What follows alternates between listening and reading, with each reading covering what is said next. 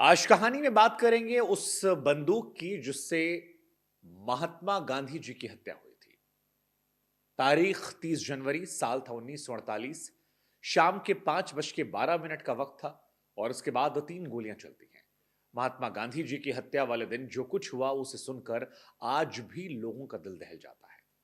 बापू रोजाना की तरह दिल्ली के बिरला हाउस में शाम की प्रार्थना के लिए जा रहे थे और इसी दौरान गोडसे भीड़ में आते हैं। गांधी जी के पैर छूने के बहाने करीब पहुंचे और पिस्टल निकालकर 3 गोलियां महात्मा गांधी जी को दाग दी।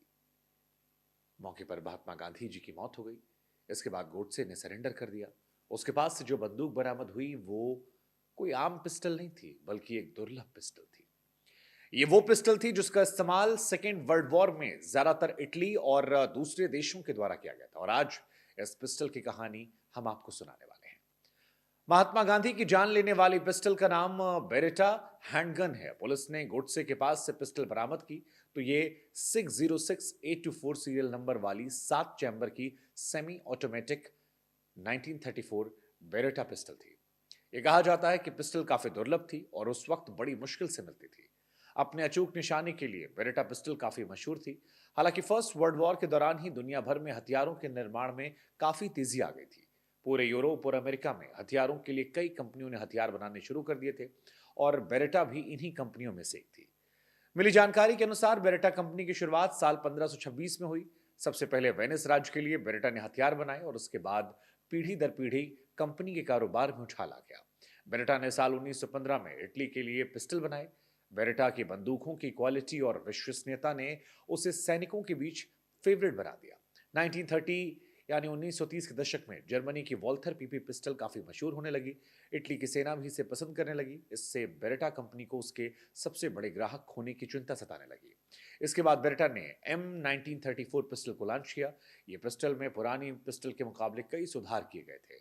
बेरेटा एम 1934 पिस्टल एक कॉम्पैक्ट और हल्की गन थी। भले ही इसका आकार छोटा था, लेकिन इसमें एक मजबूत कारतूस पैक किया गया था। पिस्टल की इसी खूबी ने दुनिया भर की कई सेनाओं में इसे विश्वसनीय सहायक हथियार माना। ये इतनी मशहूर हो गई कि सेकेंड वर्ल्ड वॉर के दौरान बेरेटा ने 10 लाख से ज्यादा एम 1934 पिस्टल बेची थी।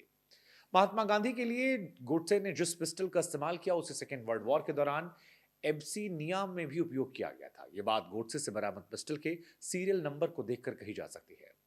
आपको बता दें कि गोडसे के पिस्टल पर सीरियल नंबर था 606824 और इसका निर्माण 1934 में हुआ था। इसका मतलब 1934 या 35 में इसे इटली सेना के अधिकारी को जारी किया गया था। इटली के अधिकारी एब्सीनिया वर्तमान इथियोपिया पर आक्रमण के दौरान इसे अफ्रीका ले गए थे। बाद में जब इटली की सेना हारी तो ब्रिटिश अधिकारी ने इस वॉर ट्रॉफी के रूप में पिस्टल को ले लिया। इटली से अफ्रीका और फिर अंग्रेजों के हाथों से होती हुई पिस्टल गोडसे को कैसे मिल गई, ये अपने आप में एक कहानी है और इसका उल्लेख द मर्डरर या फिर द मोनाक और द फकीर किताब में अप्पू एस्थोस सुरेश और प्रियंका कोटाम राजू ने किया है। इनके अनुसार महात्मा गांधी की हत्या से कुछ दिन पहले गोडसे के हाथ से पिस्टल लगी थी। 27 जनवरी 1948 को नाथूराम गोडसे और उसके साथी नारायण आप्टे ग्वालियर स्टेशन पर उतरे।